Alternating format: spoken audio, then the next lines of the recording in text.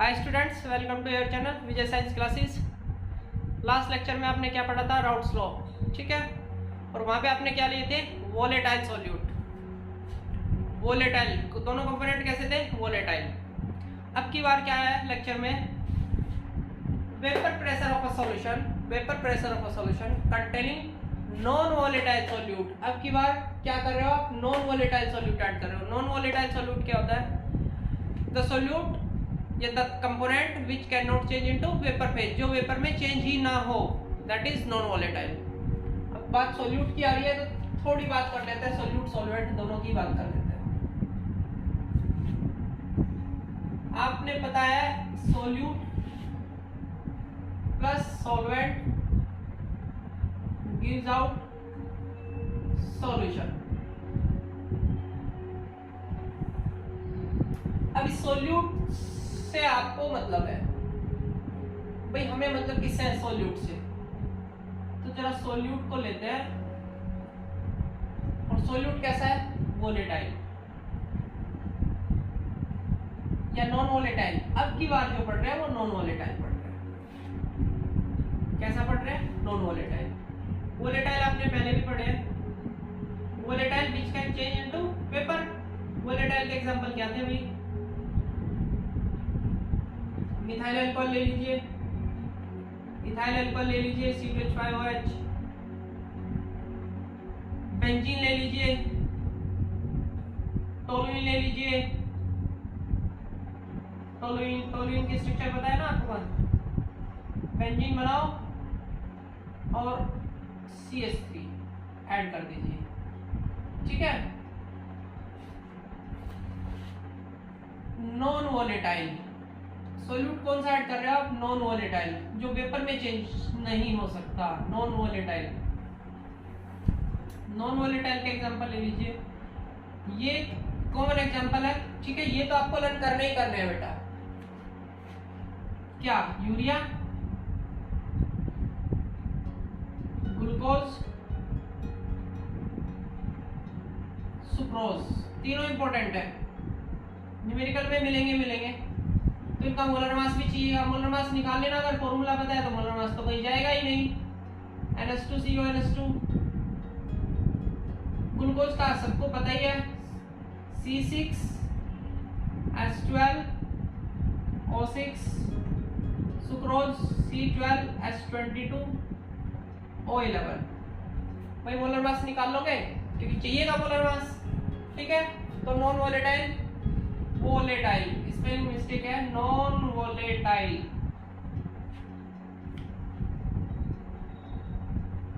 Non volatile, clear? चलिए जी, यहां से हटाते हैं। अब एक बार राउट्स लॉ पे आते हैं आगे घूम के।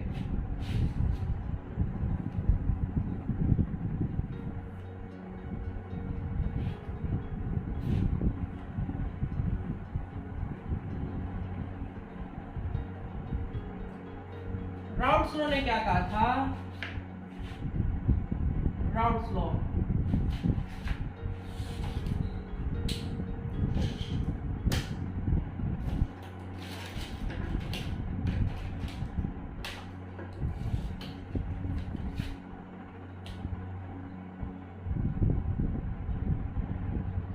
राउट्स लॉ ने क्या आपको स्टेटमेंट थी? In a solution,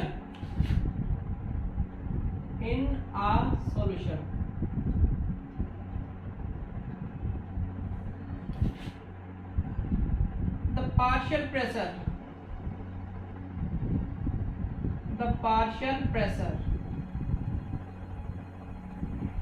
of any component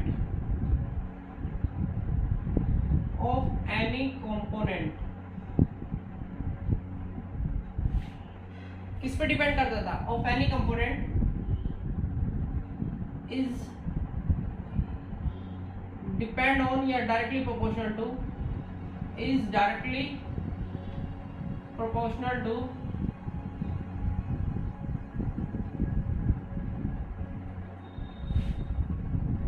the mole fraction of that component। of that component. In a solution, the partial pressure of any component is directly proportional to the mole fraction of that component. और relation ये निकल के आया था बेटा कि P naught A is directly proportional to mole fraction of A. और ये इक्वेशन आई थी P नॉट A, ये PA ले लीजिए, लेट करना है PA ले लो, P equal to P naught A x A. ये सॉल्यूशन में वेपर प्रेशर था और ये इसका पार्शियल प्रेशर। सॉल्यूशन में जो प्रेशर था दैट इज पार्शियल प्रेशर और इसका प्योर स्टेट में था pure state pressure, pressure in pure state, in pure state this is the partial pressure. A लिख लीजिए। अब राउल्ट्स लॉ ने ये स्टेटमेंट दिया था, ठीक है, इसको यही रखते हैं। अब की बार सॉल्यूट कैसे ऐड किया है, वोलेटाइल, वोलेटाइल, नॉन वोलेटाइल। तो फिगर कुछ ऐसी होगी, इसको हटाइए जरा, इसको लास्ट में लेके चलेंगे। अगर नॉन वोलेटाइल सॉल्यूट ऐड करते हो तो होगा क्या बेटा, सपोज करो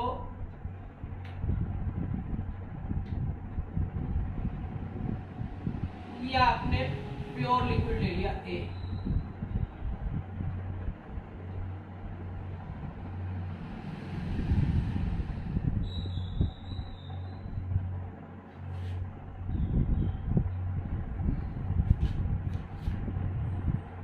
प्योर स्टेट का है तो पी नोट ए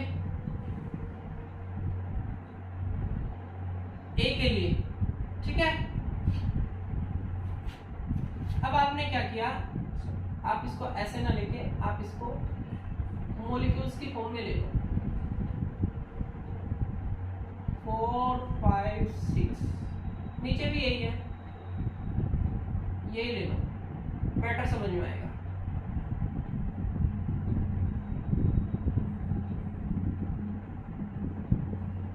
भाई ये आपका क्या है, सॉल्वेंट है, ये आपका क्या है, सॉल्वेंट, ठीक है। वेपर बनेगी, वेपर बनेगी, वेपर बनेगी तो प्रेशर भी एक्सर्ट करेगी, और जो प्रेशर एक्सर्ट हो रहा है वो हम यहाँ से हटाइए और इसको यहाँ पे शो कीजिए।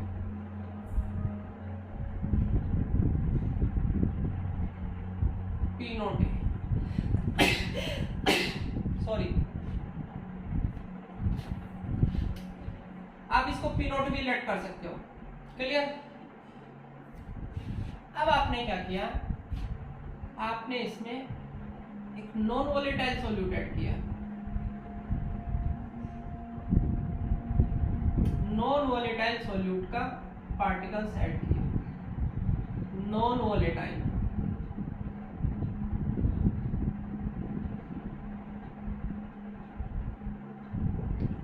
अब जब ये नॉन वोलेटाइल मॉलिक्यूल्स इसमें ऐड करोगे तो होना क्या है भाई,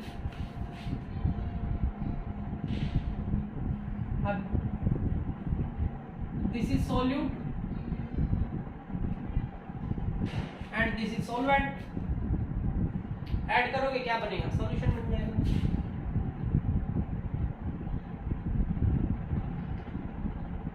कंटेनर क्लोज कीजिए, अदरवाइज प्रेशर ही नहीं आएगा भाई ओपन कंटेनर में।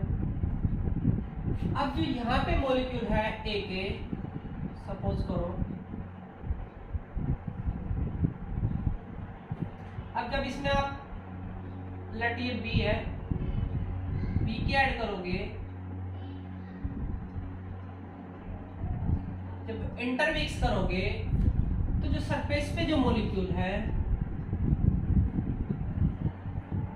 ए, उसके साथ साथ सरफेस पे क्या क्या आएगा, बी के मॉलिक्यूल्स भी तो आएंगे भाई, कुछ मॉलिक्यूल्स बी के भी तो आने हैं, कुछ ए के आने हैं, कुछ बी के आने हैं, और बी जो होगा वो तो वेपर प्रेशर एग्जर्ट करेगा ही नहीं। भाई बी कैसा है, नॉन वोलेटाइल, वेपर प्रेशर कितना होगा, 0, वेपर प्रेशर एग्जर्ट ही नहीं करेगा, तो बी के मॉलिक्यूल तो वेपर प्रेशर एग्जर्ट करेगा ही नहीं। यहाँ पे सॉल्यूशन में वेपर प्रेशर एग्जर्ट करेगा ही कौन, नीचे यही मॉलिक्यूल है और बी के। ओनली किसके करेंगे, जो आपने प्योर लिक्विड लिया था ए कैसा था, वोलेटाइल, तो ये क्या करेगा, ये ही वेपर में चेंज होगा, जो ए के मॉलिक्यूल्स होंगे वो ही वेपर में चेंज होंगे, क्योंकि बी क्या है, नॉन वोलेटाइल, वो तो वेपर प्रेशर एग्जर्ट करेगा ही नहीं। तो जितना भी यहाँ वेपर प्रेशर होगा वो ओनली किसकी वजह से होगा, जो ए के आपके पार्टिकल्स है या ए के मॉलिक्यूल्स है सरफेस पे, उनकी वजह से होगा, यानी ए के मॉलिक्यूल्स की वजह से होगा। तो यहाँ पे आप प्रेशर लेट कर लीजिए पीए, ये हो गया आपका सॉल्यूशन का। आप इसको पीएस भी लेट कर सकते हो सॉल्यूशन का। क्लियर।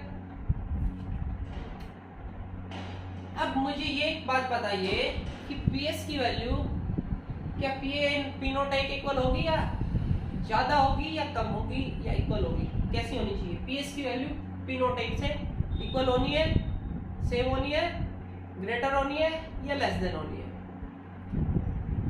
भी देखो कुछ मॉलिक्यूल्स तो सरफेस पे पी के आ गए, तो ए के मॉलिक्यूल्स पहले सरफेस पे जितने थे, अब की बार सरफेस पे ए के मॉलिक्यूल्स डिक्रीज हो गए, कम हो गए।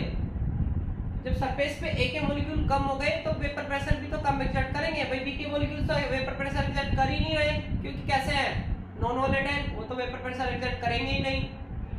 अब सपोज करो ए के पहले 6 मॉलिक्यूल थे, ठीक है, अब की बार 6 से कम हो गए, तो वेपर प्रेशर पहले के कंपैरिजन में क्या हुआ, इंक्रीज हुआ या डिक्रीज हुआ, ऑब्वियसली डिक्रीज होगा, क्योंकि सरफेस पे ए के मॉलिक्यूल्स पहले के कंपैरिजन में, प्योर के कंपैरिजन में कैसे हैं, कम है। बी वेपर प्रेशर एग्जर्ट करने नहीं है बी को, तो वेपर प्रेशर एग्जर्ट कौन करेगा, ओनली ए, और ए के मॉलिक्यूल हो गए कम, तो पीएस की वैल्यू जो होगी वो लेस देन होगी किससे, P not S. Is that clear, ये बात क्लियर हुई। भाई ए के जो मॉलिक्यूल है वो पहले अगर ज्यादा थे तो अब बी के भी तो आ गए ना सरफेस पे, और बी के वेपर प्रेशर एग्जर्ट करेंगे नहीं, ए के मॉलिक्यूल सरफेस पे डिक्रीज हो गए, घट गए, तो वेपर प्रेशर भी तो घटेगा। तो सॉल्यूशन का जो वेपर प्रेशर होना है वो किसकी वजह से होना है, ओनली ए की वजह से होना है, और ए के मॉलिक्यूल सरफेस पे घट गए, तो वेपर प्रेशर सॉल्यूशन का इससे कम हो जाएगा। Is that clear. चलिए अब जरा राउट स्लो पे आए, जो राउट स्लो पढ़ के आए थे हम, अब राउट स्लो पे आए, क्या पढ़ के आए थे Raoult's law, vapour pressure of any component in a solution.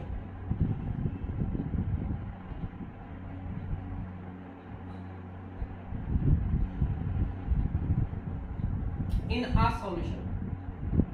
Solution में क्या है, पीएस, यहाँ पीएस लेट कर लेते हैं। वहां मैंने ए पी नॉट ए और बी की टर्म्स में पीए और पी नॉट ए की टर्म्स में लिया था, ठीक है। तो PS equal to is directly proportional to किसके, मोल फ्रैक्शन ऑफ ए। लिखना चाहते हो ए लिख लो, अगर कंफ्यूजन क्रिएट हो रहा है तो ए लिख लीजिए। तो पीए की वैल्यू कितनी होगी बेटा, डायरेक्टली प्रोपोर्शनल होगी किसके, mole fraction of A. Clear. और पीए इक्वल टू क्या आया था, यहाँ पे कोई कांस्टेंट, और कांस्टेंट की वैल्यू निकाली थी तो कितनी निकल के आई थी, पी नॉट ए निकल के आई थी, पी नॉट ए एक्स से। क्लियर। अब आपको ये भी पता है कि मोल फ्रैक्शन का जो सम होता है, मोल फ्रैक्शन का जो सम होता है, मैंने फर्स्ट लेक्चर में भी बताया था, वो ऑलवेज किसके इक्वल होता है, 1 के इक्वल होता है। क्लियर। अगर आप यहां से एक्स ए की वैल्यू निकालें तो कितनी आ जाएगी, 1 माइनस एक्स बी। एक्स ए की जगह हम क्या पुट कर सकते हैं, पी नॉट ए, और एक्स ए की जगह 1 माइनस एक्स बी। मल्टीप्लाई कीजिए अंदर, P not a minus P nought A XP PA।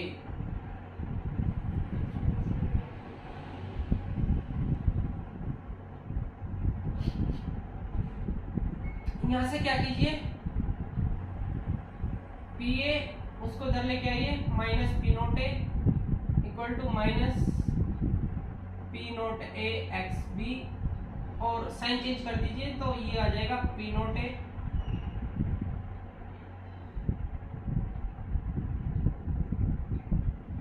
PA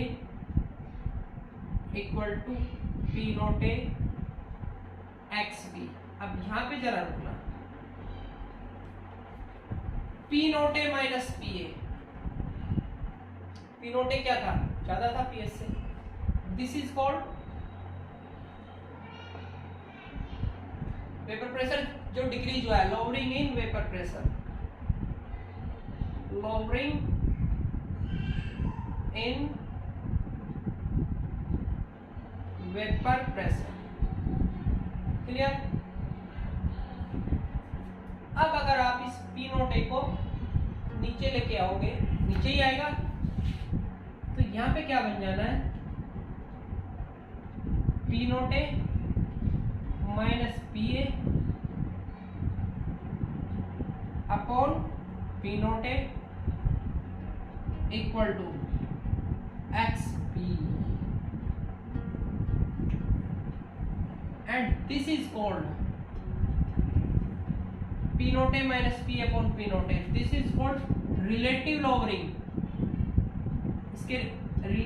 इसके कंपैरिजन में आ रही है ना, तो relative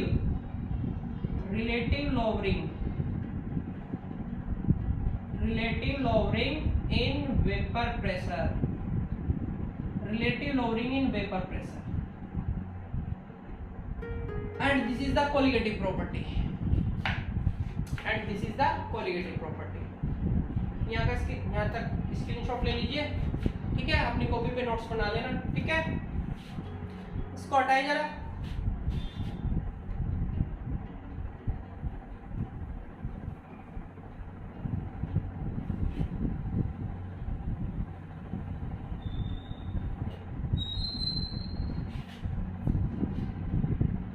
relative lowering in vapor pressure, this is called colligative property। colligative property क्या होती है, colligative property, colligative property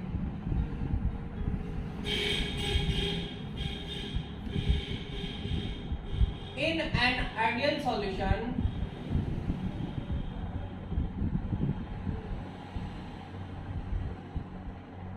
इसको हटाइए, those properties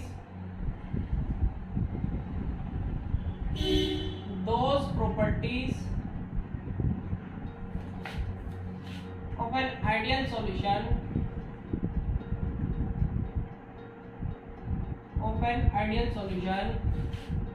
which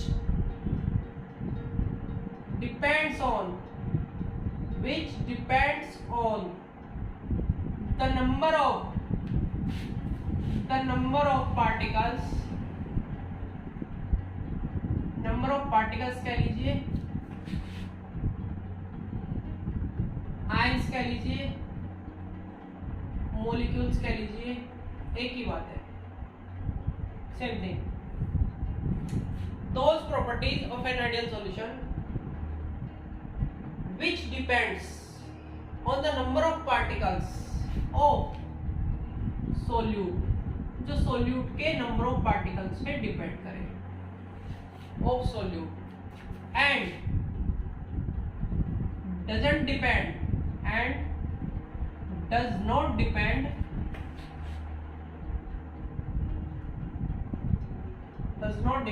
on the nature of solute,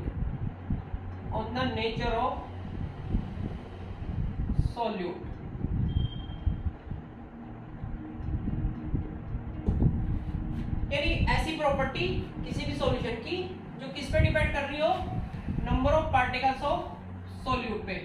जरा देखना, मैंने इसको क्या बताया, कोलिगेटिव प्रॉपर्टी जो relative lowering in vapour pressure है, वो किस पे डिपेंड कर रही है? xb पे। xb क्या है? मोल fraction of solute, mole fraction of solute.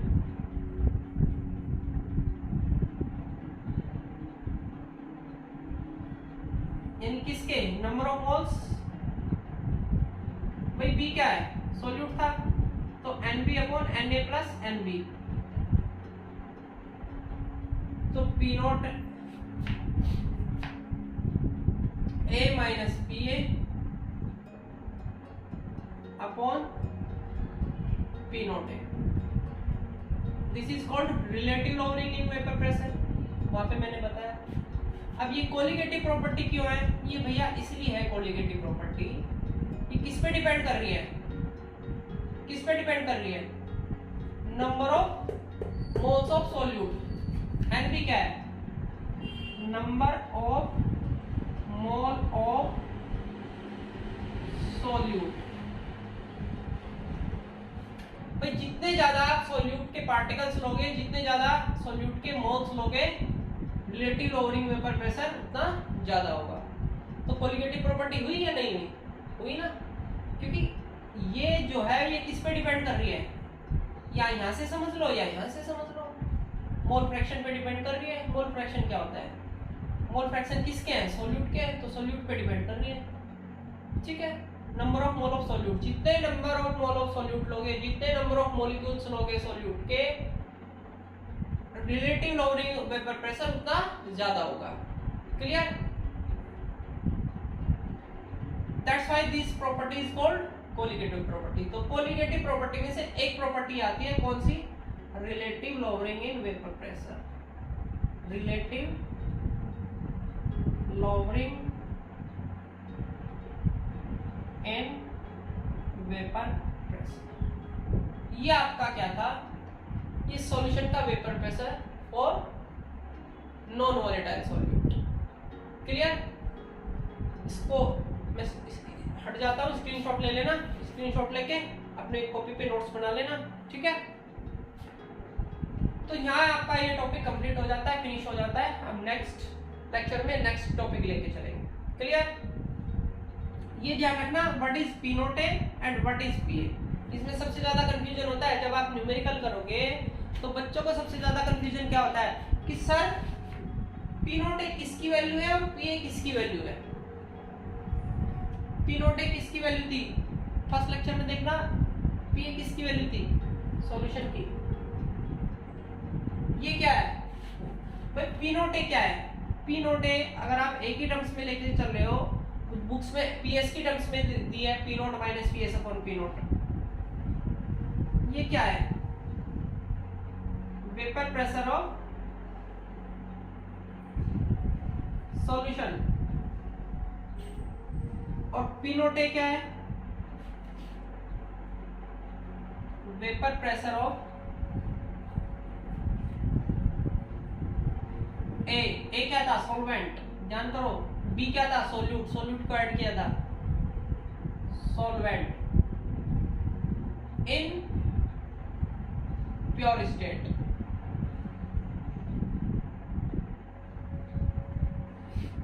In pure state. Clear? This is the solution of vapour pressure and this is the vapour pressure of solvent in pure state. Clear? तो यहाँ पे आपका ये topic finish हो जाता है। यहाँ confusion create होता है, ये कंफ्यूजन मैंने आपको बता दिया। ये क्या है? इसको बुक में ऐसे भी लिखते हैं आपकी कुछ बुक्स में, प्रदीप वगैरह में, P nought minus PS upon P nought equal to mole fraction of solute. Mole fraction of solute. PS क्या है? सॉल्यूशन का वेपर प्रेशर। यहाँ पे PA क्या है? सॉल्यूशन का vapour pressure. P naught A क्या है? P नॉट वहां पे क्या था? वहां पे भी P नॉट क्या है? Vapour pressure in pure state. ठीक है, किसका? सॉल्वेंट का।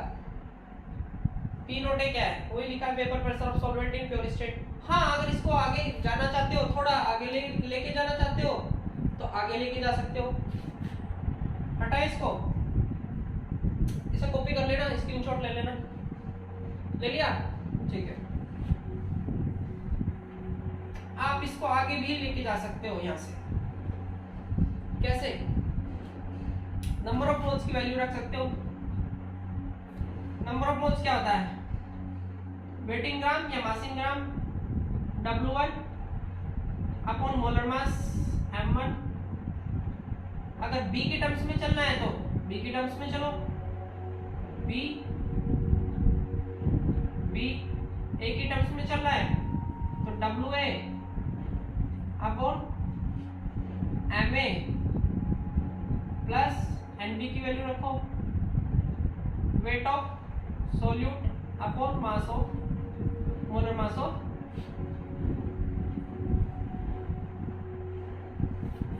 B का। ठीक है भाई, नंबर ऑफ मोल्स का फॉर्मूला ही तो लगाया और कुछ क्या किया? और कुछ भी नहीं किया। नंबर ऑफ मोल्स क्या होता है? मास इन ग्राम अपॉन मोलर मास या वेट इन ग्राम अपॉन मोलर मास। ये B का वेट मोलर मास, ये A का वेट, ये A का मोलर मास, ये B का वेट, ये B का मोलर मास।